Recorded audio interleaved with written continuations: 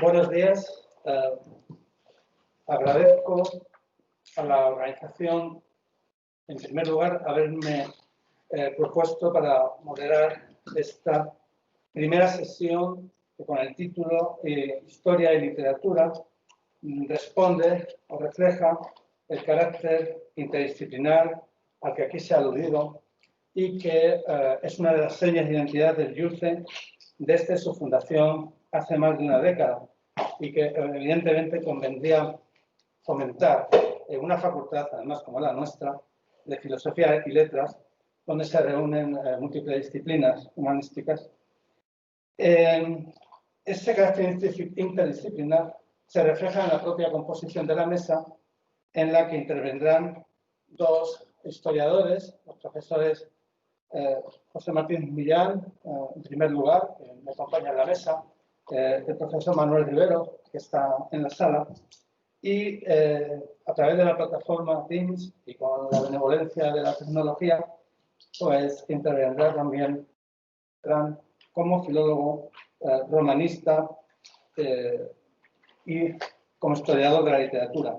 Entonces se ve, como digo, en este caso reflejada ambas disciplinas. Antes de dar la palabra, quería recordar la necesidad de atenerse un poco al tiempo establecido, porque estamos ante un programa rico, variado, en esta primera de las 5 sesiones, y conviene respetar los turnos para mantener la programación. Intentaré recordar el tiempo, el profesor Martín Millán, si me lo ha pedido, se lo agradezco, para poder mantener ese programa.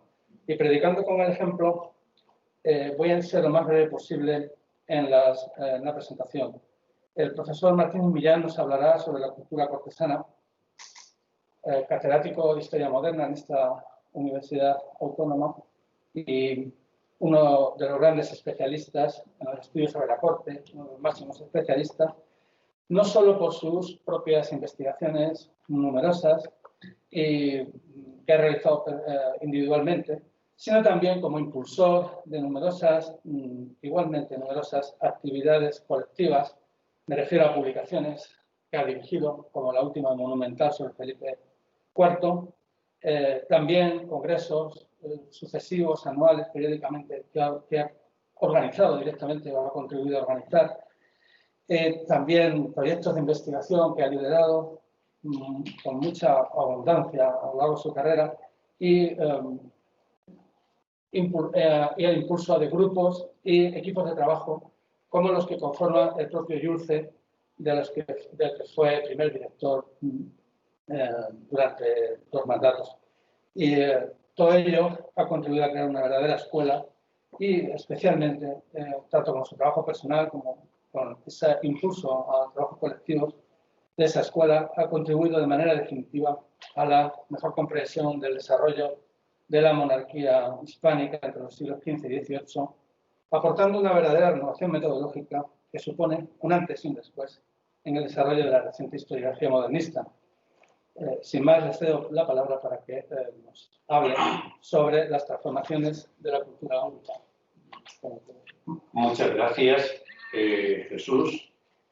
Quiero comenzar, y no son palabras manidas, agradeciendo a los directores y a los organizadores de este congreso, que me parece muy importante por el tema, por la vía que abre. Especialmente a Mariano de la Campa y a María Díez.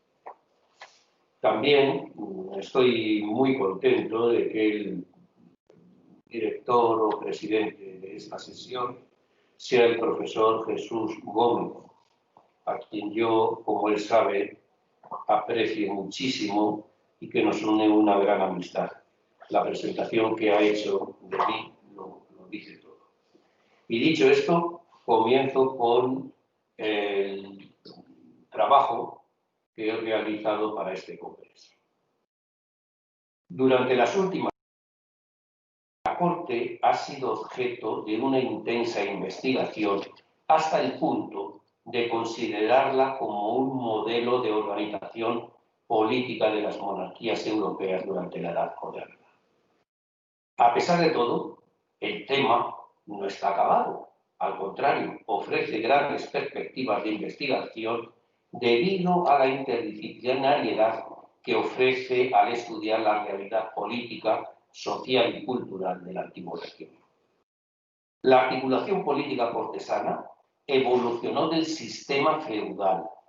En Castilla, la aparición de la corte ya se puede vislumbrar en el reinado de Alfonso VIII, en torno a la ciudad de Burgos. La derrota de Alarcos en el 1195 sirvió para que el rey tomara conciencia de la necesidad que tenía de reformar su monarquía, incorporando a la nobleza en un ámbito que se va a llamar el ámbito cortesano. Esto se tradujo en la transformación que experimentó la Cancillería Real, que comenzó a asumir símbolos que le dieran una potestad.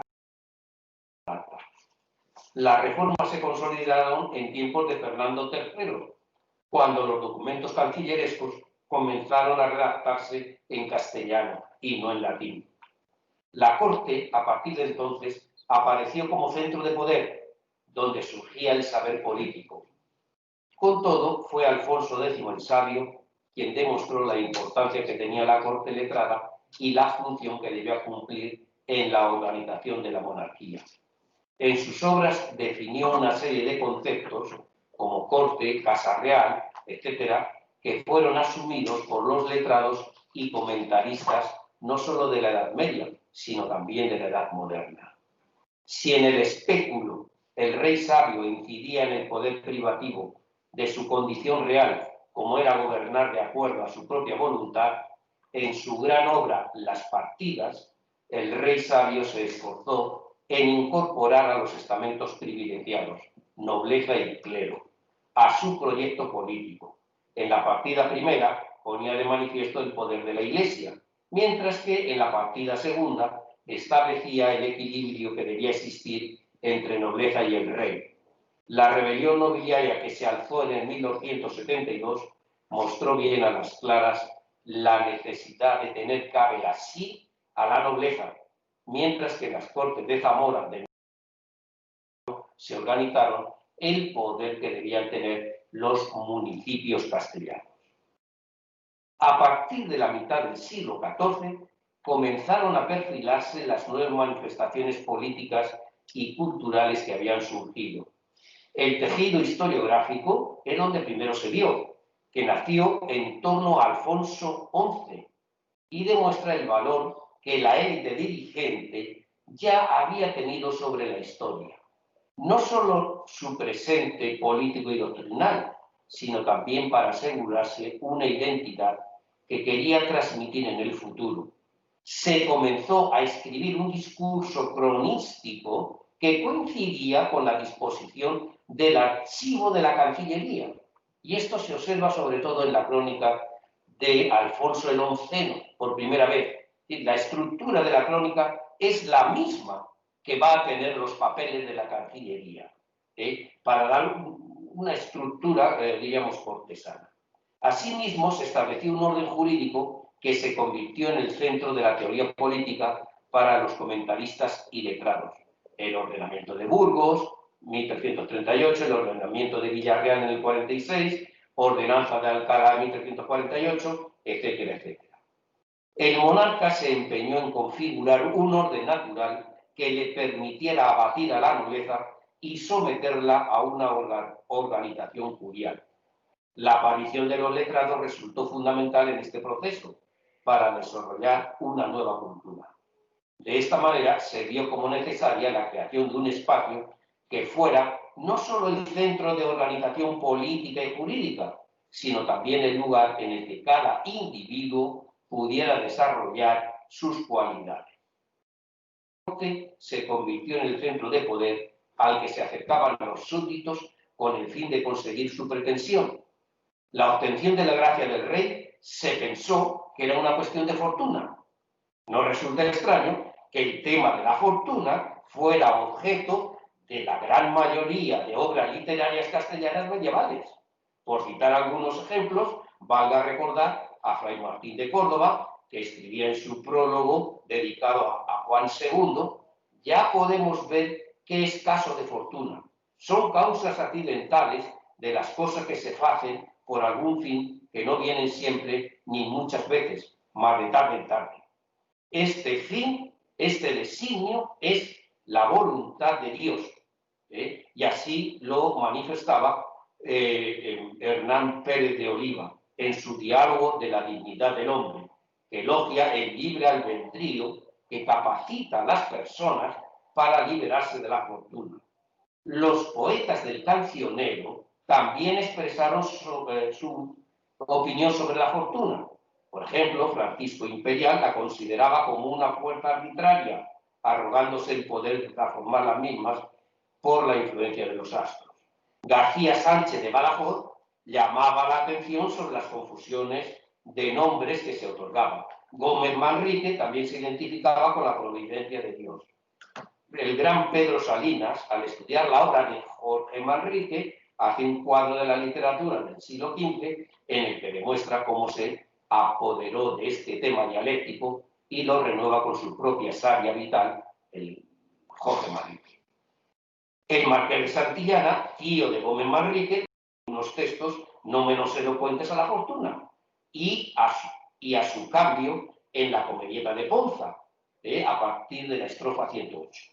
La fortuna se presenta como el agente de Dios de controlar el mundo y el movimiento en el firmamento. Por su parte, el gran Juan de Mena, en el laberinto de la fortuna, guiado por la providencia, no solo contempla la morada de la fortuna, sino también la rueda del pasado, presente y futuro que hace cambiar la. Con todo, el retorno a la antigüedad los estudia humanitatis y la nueva concepción de saber y de la dignidad humana que se extendió por Europa durante el siglo XV, primera mitad del siglo XVI, hizo surgir los valores que constituyeron el fundamento intelectual de la conducta dentro de la nueva organización de poder aparecida durante la Baja Edad Media. En el 1534, Boscán traducía al castellano el conocido libro de Il Cortegiano, cuyos valores y comportamientos se constituyeron en el paradigma. Castiglione se había amparado en el molde clásico de una idea de perfecto rey y de perfecto orador como punto de partida de su instrucción del cortesano perfecto. El perfecto cortesano debía distinguirse por su bondad virtuosa, por el servicio honesto al príncipe y por educar a su señor en la virtud, ya que el verdadero humanismo, como señala Francisco Rico, consistía no solo en una cultura, sino además en una forma de civilización, en una conducta política, pública y privada, tan atenta al cumplimiento individual como al bienestar de la comunidad. Pero si el humanismo era una cultura completa que implicaba un estilo de vida, resulta lógico que los cambios no solo afectaran a los saberes, sino también a los modos de comportamiento que debían adaptarse en los nuevos tiempos y en las nuevas circunstancias políticas. Para el humanismo, el papel del lenguaje resulta esencial. La lengua y el poder de la elocuencia daban al hombre su verdadera dignidad y cultural, la esencia misma de la humanidad. Desde el punto de vista del humanismo cristiano, también se favoreció el conocimiento de las lenguas vernáculas, con el fin de difundir la piedad cristiana entre el pueblo llano, fin último de este tipo de humanismo. La conversación fue la forma de vivir que el sistema cultural clásico aportó a los hombres del Renacimiento, pero no de todos los hombres, sino solo de los cortesanos, porque de esta manera se definió su identidad cultural. La conversación ha sido uno de los factores constitutivos de la modernidad, como afirma nuestro querido profesor Amadeo Gondar, sobre todo porque en un periodo breve de tiempo confirió una nueva identidad a los grupos y estamentos sociales que formaban el grupo de la nobleza, una función distintiva, el cortesano, que nació de la metamorfosis del noble guerrero y del humanista.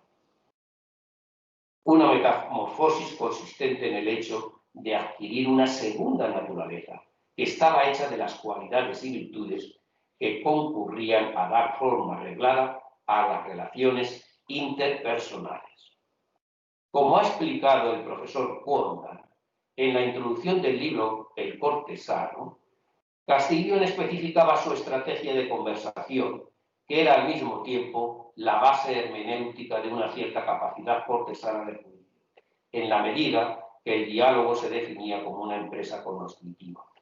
En la práctica de la corte, el que aspiraba al favor del príncipe, a la consagración social, debía hacer frente a las diferentes opiniones de los hombres que en el cambio interpersonal tomaban el modelo de la perfección extremadamente aleatoria. Perfección contra relatividad, virtud real contra opiniones de los hombres. El problema que justificaba el proyecto de escribir un manual de comportamiento sobre la perfecta vida de la corte. La sola regla de comportamiento del cortesano era la de conformarse con los usos y de tomar parecer de la opinión común, adoptar la opinión de la mayoría. La opinión verdaderamente es la opinión común, que nace de la socialización de la opinión individual. En este sentido, la opinión común no es simplemente la opinión de la mayoría, al contrario, entre las opiniones diversas existe una buena costumbre. El buen juicio se presenta como una capacidad de filtrar la sociedad, de homogeneizar los distintos puntos de vista. La escena, como todo el mundo sabe, se desarrolló en las estancias de la duquesa de Urbino, en el espacio intermedio entre el espacio íntimo y el espacio público. Y se trata de desarrollar un juego que no me voy a detener por falta de tiempo de explicar.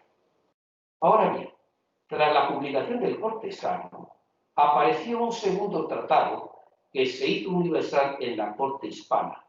Me refiero al Galateo, que se puede definir como un manual para revistas. Esto es, su objetivo era enseñar a conseguir poder e influencia en la corte. Se presenta como una larga lección de un viejo ignorante a un joven muchacho.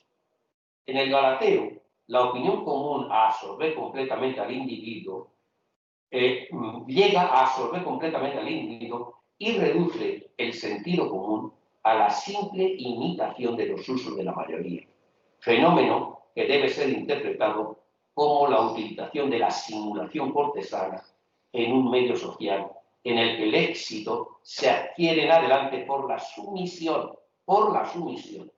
El Galateo fue traducido al castellano por Gracián d'Antisco en el 1586, bajo el título Galateo español.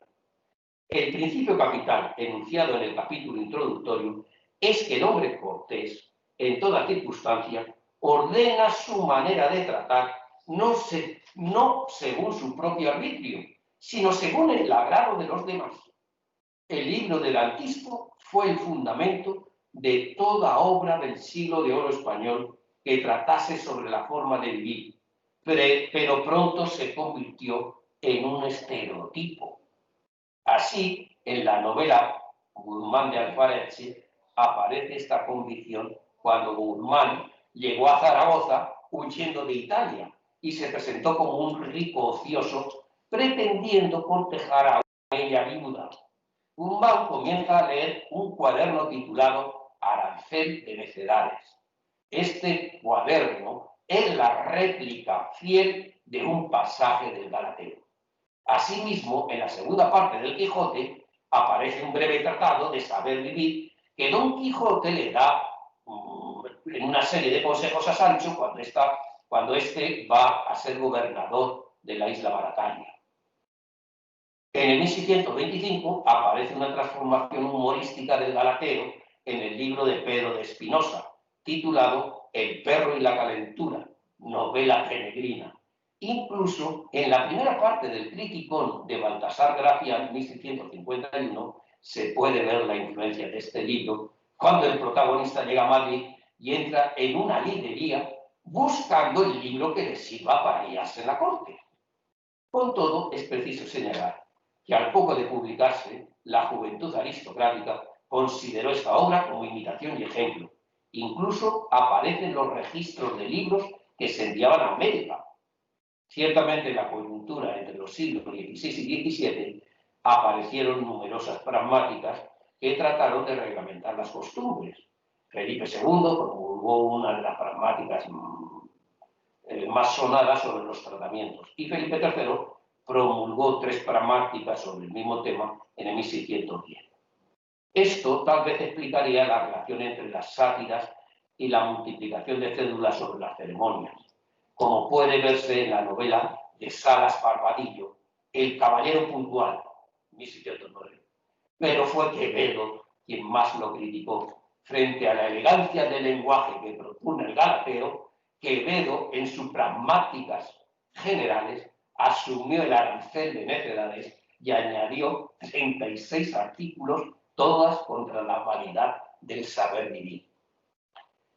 Para comprender esta degeneración de ceremonias, fíjense ustedes que estamos en final del siglo XVI y principio del siglo XVII, es preciso tener en cuenta que para estas fechas la sedentarización de la corte ya se había realizado en Madrid.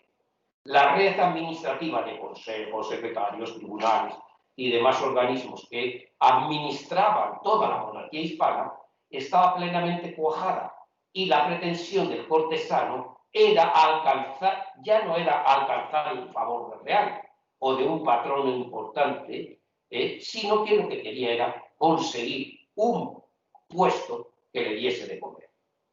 Esto lo observó con mucha claridad el escribiente Alonso de Barros, que rápidamente se percató de este cambio, es decir, el cambio es que el modelo de humanista y cortesano, esto ya ha pasado, mientras que ahora lo que importa es los mecanismos que se hacen para ir subiendo. Sus observaciones, las de Barros, y reflexiones las plasmó en un juego titulado Filosofía cortesana, 1587. En dicha obrita realizó un análisis racional de la práctica que cualquier persona debía seguir en la corte para alcanzar su objetivo, su pretensión, como él dice, rechazando las opiniones que ponían la culpa del fracaso, si no conseguías la pretensión, en la fortuna, llamándola injusta. Barros defendía lo contrario, como lo expresaba en su dedicatoria del libro al célebre Mateo Vázquez. Leo textualmente: la filosofía cortesana que presento a vuestra merced es doctrina necesaria para que los que por elección o necesidad pretenden ser acrecentados sepan los principios, los medios y los fines por donde caminan las pretensiones humanas. Barros no se servía de las grandes cualidades ni de los grandes principios de la condición humana para triunfar en la corte, sino de los medios que utilizaban los pretensores y que él observaba, que en su opinión eran, cito, liberalidad, que gaste dinero, adulación, diligencia, ser listo para él, y trabajo. De semejantes principios no se puede esperar comportamientos heroicos ni elevados principios humanísticos. No existía norma ética ni criterio de justicia en tan inmunda realidad. Todo vale para conseguir el objetivo propuesto. Lo afirmaba con claridad un coetáneo de Barros, el célebre capitán Fernández de Andrada, quien decía: el oro, la maldad, la tiranía del inicuo precede y pasa al bueno. ¿Qué espera la virtud o qué confía? Sí, esto lo vemos actualmente. Este está subiendo y yo que trabajo mucho no subo. Sí, esto es lo que venía a demostrar. El que llegaba a la corte pronto abandonaba el reino de la moral y de la ética para conducirse por el de la conveniencia. Las primeras mercedes recibidas, lejos de suponer el final afortunado de los desvelos de Melgar, implicaban el inicio de una nueva peregrinación por ante cámaras, covachuelas de palacio para ascender y conseguir otros bienes. En la corte de Babilonia, el cortesano se dejaba arrastrar por los vicios. Así, por ejemplo, en el auto, el Año Santo de Madrid, la lascivia se presentaba como el adorno de las cortes de todo el mundo. Para hacer rentable estos mecanismos aprendidos y evadir los peligros de la corte, el cortesano planteaba su cosmovisión fundamentada sobre dos pilares que constituían el eje por el cual debía subir: la prudencia y la discreción, que se orientan al gobierno de las acciones y al modo de proceder, eligiendo los medios proporcionados para la consecución de los fines. Ambas cualidades limitan con las técnicas de la disimulación. Es preciso distinguir entre disimulación y simulación. Según el diccionario de Covarrubias, disimular es no darse por enterado en alguna cosa. Según esto, se asocia a la astucia de ocultar algo y, por lo tanto, viene del, o hace referencia al verbo latino fingere. Disimular es ocultar los sentimientos y emociones ante los demás, uno de los fundamentos del cortesano. Ahora bien, simular es representar alguna cosa fingiendo o imitando lo que no es, equivalente al latino simulatio. Mientras el arte de la disimulación es encubrir emociones, la simulación plantea una controversia moral más intensa sobre los límites de la política cristiana, ya que implica representar algo que no lo es decir, mentir. El discurso de la disimulación ya surgió en los clásicos, quienes aconsejaban al hombre refrenar su ira y sus pasiones. La patrística medieval adoptó estos patrones de configurar la ética de autoridad y rigor fundamentada sobre la disciplina de las pasiones. El estoicismo cristiano postuló un comportamiento de autoridad y de rigor. Durante el siglo XVII se tomó a Felipe II y a Tiberio como modelos de moderación. La disimulación, alma del secreto, es el timón del gobierno y no sabe reinar quien no sabe disimular. Esto lo escribía Francisco Bermúdez Peralta, secretario de Felipe III y Felipe IV. Por su parte, Martín Rizo, en su libro Norte de Príncipes, Madrid 1626, señalaba la gran capacidad de disimulación del emperador Tiberio. Con todo, el tradicional concepto de prudencia no daba entera satisfacción a la forma de proceder del cortesano. Era necesaria otra cualidad, la discreción, que constituye la inteligencia práctica. Los textos principales en este sentido fueron los de Baltasar Gracián. El objetivo del discreto era dominar más que agradar, y la seducción no era más que el principal medio de alcanzar la dominación. Es decir, el seductor lo que quiere es dominarte. La ocultación de los deseos y proyectos era una parte esencial del arte que practicaba el cortesano sobre sí mismo. La relación del discreto con la sociedad es una actitud de orden polémico. El discreto está en estado de lucha contra su entorno. Por lo tanto, el arte de vivir del discreto no puede ser concebido más que en el seno de una visión del mundo pesimista. La importancia del silencio y de la discreción resulta esencial. De ahí que efectivamente todos estos autores del 17 critiquen la obra o las obras de las novelas pastoriles.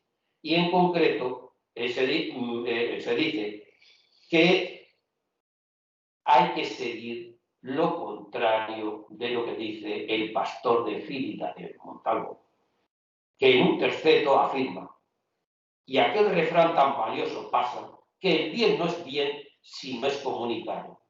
No atraviese las puertas de tu casa.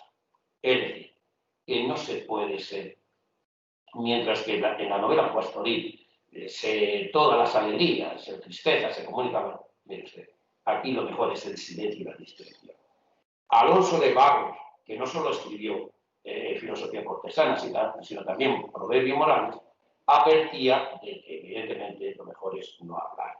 Y lo mismo se podía hablar de Ramiro de Navarro, que escribió Los peligros de Madrid durante la época de los 30 años. Este cambio de cultura de corte coincide es decir, el cambio de conducta coincide con un cambio de justificación de la monarquía. Es precisamente durante las primeras décadas del siglo XVII y sobre todo durante la Guerra de los 30 años, cuando se produce, que evidentemente la monarquía hispana que se había desarrollado durante el siglo XVI como monarquía universal pasa a transformarse en monarquía católica. Podemos decir, ¿en qué consiste esto? Bueno, monarquía universal es el monarca único, el que, desde los reyes católicos, pero sobre todo con Carlos V, es el que va a dominar la cristiandad y será como un buen pastor. No se trata, el fin, o diríamos, el mecanismo de la monarquía universal no está en dominar el mundo, que también, es decir, Felipe II lo intentó, sino sobre todo en que la preeminencia del rey está subordinada a la preeminencia, la preeminencia del Papa está subordinada a la preeminencia del rey. Mientras que con la monarquía hispana, con la monarquía católica, sucede lo contrario. El Papa tiene subordinado al rey en sus decisiones. Y con esto se cambiaba no solo la idea de monarquía universal, es decir, en qué estaba basada, sino que había que cambiar la justificación de la monarquía hispana, por qué existía. Y para ello lo que se hizo fue unificar o demostrar que la monarquía hispana era una parte de la dinastía Habsburgo. Por lo tanto, a partir del siglo... Pues acabo enseguida. Un minuto. Lo que se trataba era de quitar toda la autonomía que tenía la monarquía hispana y que se sometiese al papado. Y para eso, pues, en primer lugar, había que quitar los orígenes medievales, quitar a Alfonso VII, que se consideró emperador, etc. Y someterlo precisamente a la tradición de los Habsburgo. Y los Habsburgo habían sido grandes porque habían defendido la Eucaristía. La Eucaristía es símbolo de la Iglesia. En consecuencia, se cambia de mentalidad. Y al cambiar de mentalidad, también hay que cambiar de mentalidad la conducta cortesana. ¿Y cómo hay que hacerlo? Pues hay que hacerlo adaptándose a la ética católica. Y para eso se comienza a escribir, resumo mucho, comienza a escribirse unos manuales que todos ustedes conocerán, los emblemas morales.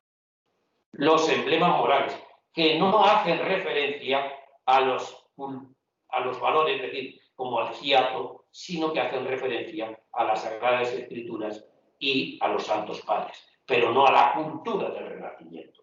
Y, evidentemente, quien mejor refleja y con ello termino, quien mejor refleja esta situación es Baltasar Gracián. Por una parte, Gracián se da cuenta de que, efectivamente, para subir en la corte, para no tener problemas en la corte, hay que seguir unos mecanismos que diríamos pedestres, marrulleros, etc. Pero por otra parte, como jesuita que es, tiene que defender los valores católicos. Y ahí está la contradicción. Cuando se lee a Gracián, se ve esa contradicción que existe. Perdonen, muchas gracias. Gracias, Jesús.